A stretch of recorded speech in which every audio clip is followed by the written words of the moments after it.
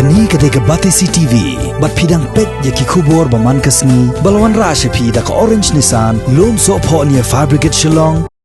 Haba penbena halor ke jinglong jingman ki nosong snong kani ke jela khamtam kito ki balarong lami Bethany Hospital Shillong bat kito ki balai tengko kam bat Dr. John L. Silo rentatiang menteri rang ba ke jela konrat kongkal sangma haba keren halor kani ke phang hakakat pratrek mento benaya yong arajar arpo bahado kani ke sngi nyospa lai pu prangot la pha le yakates halor uknyang jingpang COVID-19 bat nakine katkum ka kai phat balayo hendrospa andrup nyongon lapau negative neki baklem ngat hau ni kunyang jingpang kat ba ya ka kai phat jong ka test jong kin re phongot pat kiwei om pa dio pdiang bat hadu menta ki balangat hau ni kunyang jingpang kiladon shphongot baro ki balalong positive.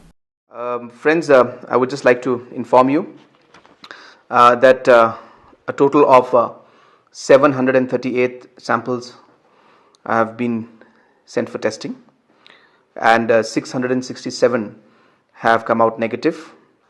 And total there are 10 active positive cases in the state.